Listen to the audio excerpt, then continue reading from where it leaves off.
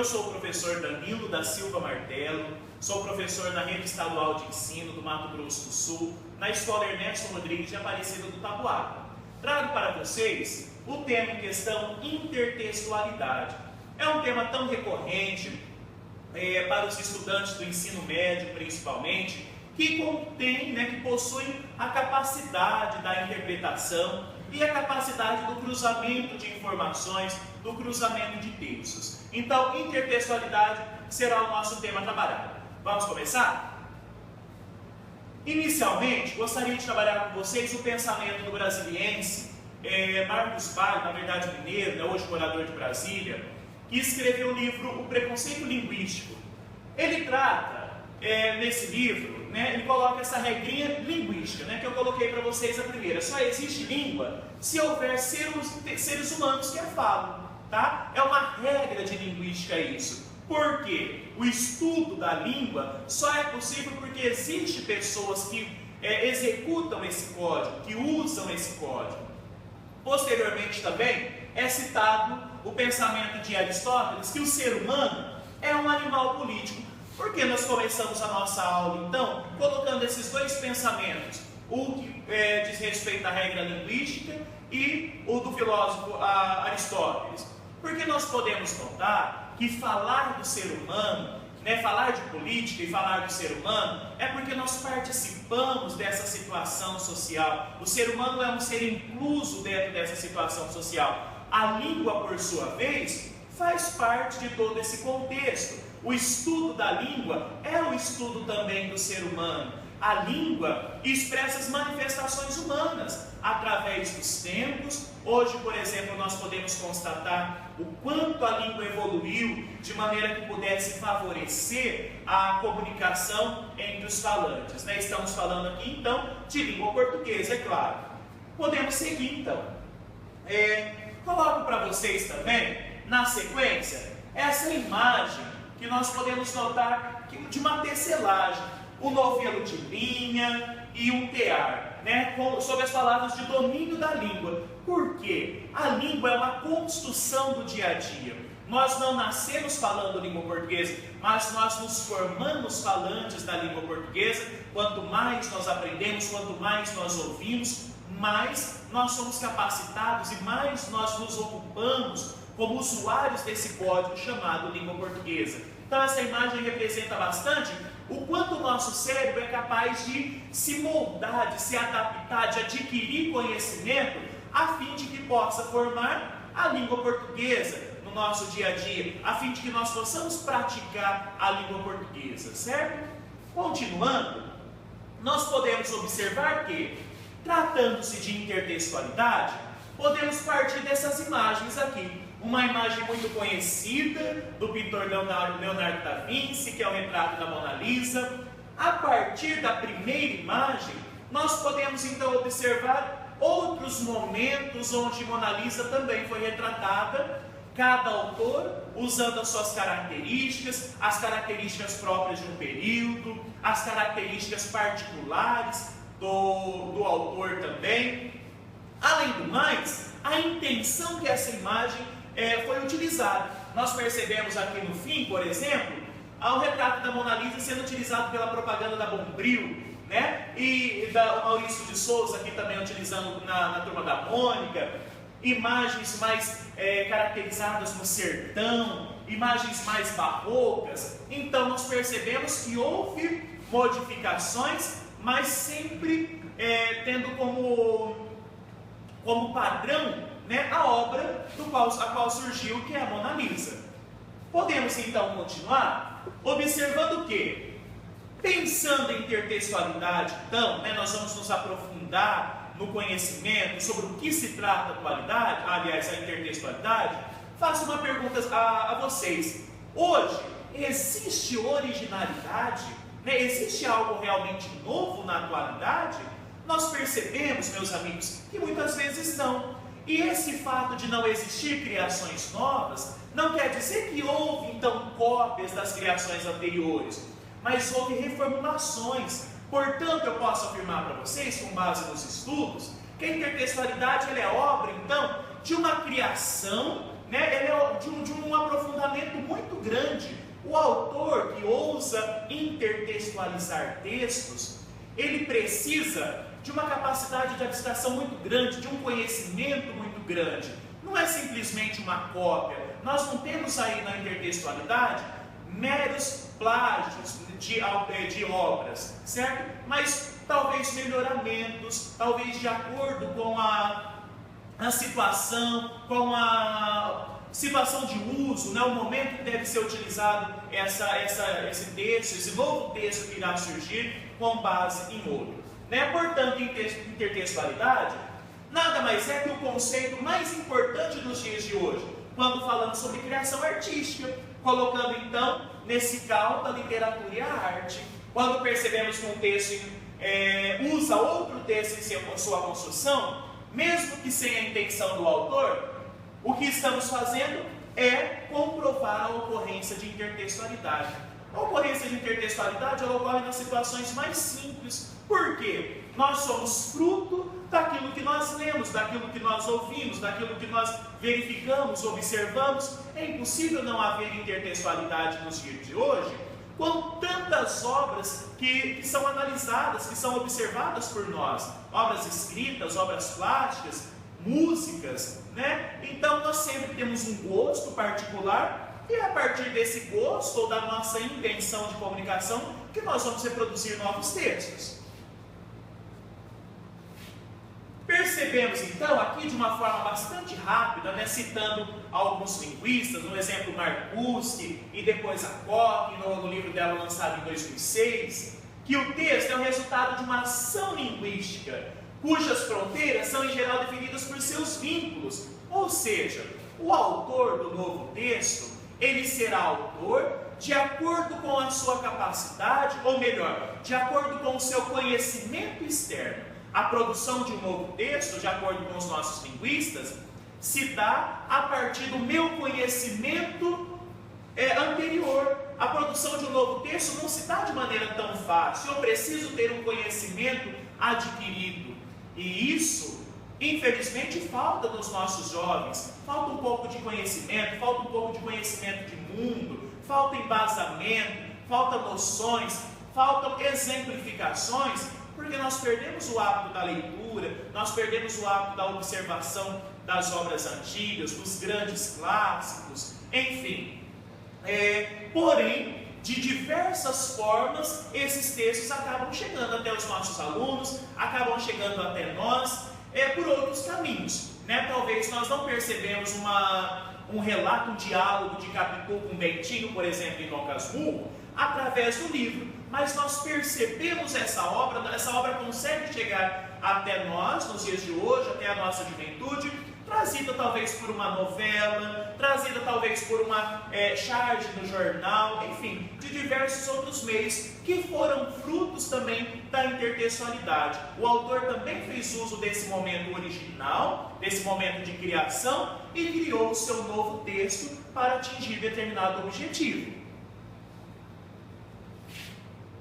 Compreender a forma como um texto artístico comporta-se na sua composição é uma habilidade importante, pois perceber intertextualidade denota conhecimento de cultura. Por isso eu digo mais uma vez, perceber onde existe a intertextualidade é necessário que o meu interlocutor, a pessoa que se presta, que está analisando, tenha um conhecimento anterior. Do contrário, ela achará que é uma nova criação ou que não faz sentido, talvez, aquele novo momento, né? Aquela criação que nós chamamos de intertextualidade.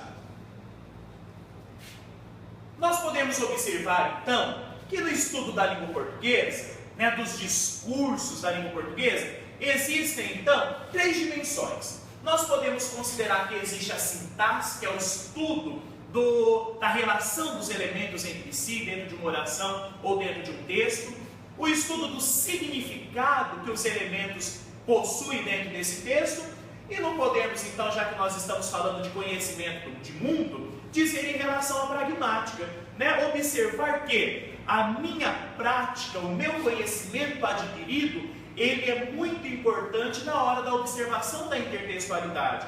Eu preciso perceber, ou aliás, eu preciso ter conhecimento para que eu perceba, para que eu consiga notar que aquela obra, aquele novo texto surgiu, é fruto de outras ideias anteriores que foram admiradas por alguém. A intertextualidade ela só ocorre, é claro, de textos que nós admiramos, que nós fazemos questão de reproduzi-los, de reformulá-los, e a fim de que a gente possa atingir novos objetivos, inserir os textos em outros momentos e assim por diante. Nós também podemos observar que, por exemplo, um exemplo de intertextualidade que nós podemos notar é a paródia. A paródia nada mais é do que um texto com caráter contestador, voltado sempre para a crítica. Então, como exemplo, eu coloquei para vocês aqui o poeminha do Casimiro de Abreu, Meus 8 Anos, que todos nós já conhecemos. Ó, que saudades que tenho da aurora da minha vida, da minha infância querida, que os anos não trazem mais. Que amor, que sonhos, que flores, naquelas tardes fagueiras, à sombra das laranjeiras, debaixo dos laranjais. Nosso querido Oswald de Andrade, então, no momento modernista, criou Meus 8 Anos também. Ó, que saudades que eu tenho da aurora da minha vida, das horas de minha infância, que os anos não trazem mais. Naquele quintal de terra, da rua de Santo Antônio, debaixo das laranjeiras, aliás, da bananeira, sem nenhum laranjais. Percebemos então o tom de crítica do autor Oswald de Andrade, que de certa maneira até um pouco contemporâneo, veio num período posterior a Casimiro de Abreu, que cita, que coloca no seu poema que a infância dele não foi agradável como a infância de Casimiro de Abreu. Aí nós temos então uma intertextualidade compondo, apresentando-se de forma de paródia, um tom crítico. Também nós podemos perceber a intertextualidade na apresentação do que nós podemos citar de paráfrase. O que é a paráfrase? Qual a situação da intertextualidade através da paráfrase? Uma nova roupagem, um novo jeito de demonstrar, de apresentar determinado texto, mantendo a mesma ideia contida no original. Exemplo, a canção do exílio. Minha terra tem palmeiras, onde canta o sabiá, as aves que aqui gorjeiam, não gorjeiam como lá, escrita pelo Gonçalves Dias. E nós temos também do Carlos Drummond de Andrade, meus olhos brasileiros se fecham saudosos, minha boca procura a canção do exílio. Como era mesmo a canção do exílio? Eu era esquecido, aliás, eu tão esquecido de minha terra, a terra que tem palmeiras, onde canta o sabiá. A proposta do texto é a mesma, o saudosismo é apresentado da mesma maneira, porém, apresentado de uma outra forma, com outro estilo, uma outra roupa, e que nós chamamos de paráfrase. Na sequência, nós podemos observar também que, além da paródia, além da paráfrase, a intertextualidade se apresenta em forma de citação, que é representando fielmente modelos que são apresentados anteriormente. Como, por exemplo, nós temos aqui o livro do Gênesis, em seu capítulo 3, versículo 19, que diz assim: do pó vieste e ao pó voltarás. Então, a Chevrolet cria uma propaganda da S10 e diz: do pó vieste e ao pó voltarás, principalmente se fores concorrente da S10. Aqui então traz um exemplo de intertextualidade feita através de citação. O texto foi mantido da mesma maneira, fielmente, para que pudesse, mais uma vez repetindo, atingir o objetivo daquela situação. Lembrando sempre que o texto ele tem objetivos a serem atingidos. De acordo com o meu público, eu vou conseguir demonstrar, aliás, eu vou conseguir mecanizar, organizar as ideias de acordo com aquilo que eu quero atingir. Organizar palavras, organizar exemplificações, organizar o tamanho da estrutura do meu texto, enfim. Todas são capacidades que nós, como autores do texto, possuímos. Na sequência, nós podemos observar, então, que existe uma intertextualidade explícita, uma intertextualidade que está clara, que está apresentável para todas as pessoas.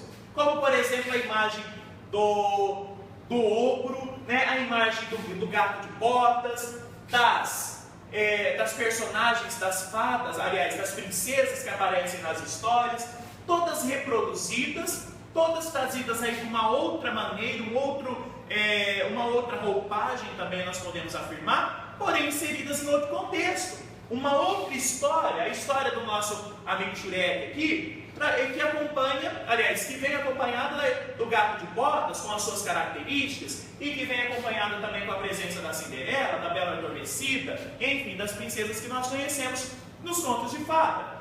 Além da intertextualidade explícita, nós conhecemos também a intertextualidade, que é, aqui também, né, aliás, fazendo parte da explícita, a presença da rainha, né, da bruxa má, o Pica-Pau também fazendo uma intertextualidade do Chapeuzinho Vermelho, aqui também aparece Branca de Neve e Sete Anões.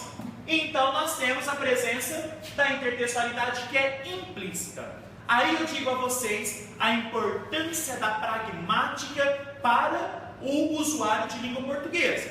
Nós veremos aqui um exemplo cuja intertextualidade necessita que o leitor tenha um conhecimento anterior para que ele possa compreender com perfeição a intertextualidade que é feita. Que nós temos aqui a propaganda do leite condensado, que traz como bordão aí: meu bem, você me dá água na boca.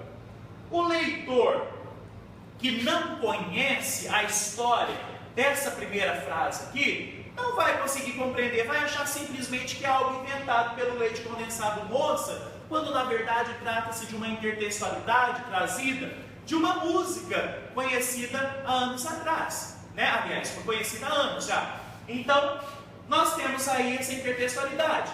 Dizemos que ela é implícita porque ela necessita de pensamento, ela necessita de raciocínio para que ela seja compreendida. Não está às claras, necessita de um raciocínio, de um pensamento aí para podermos analisar essa intertextualidade, a ocorrência dessa intertextualidade. Bom, ainda falando sobre intertextualidade, nós podemos citar os textos anteriores do livro do Coríntios, nós podemos citar o soneto 11 de Luís Vaz de Camões, né? E dizer então o que Renato Russo cria na música Monte Castelo.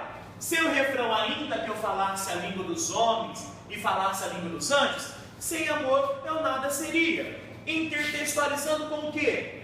Capítulo 13 do livro 1, do livro 1 de Coríntios.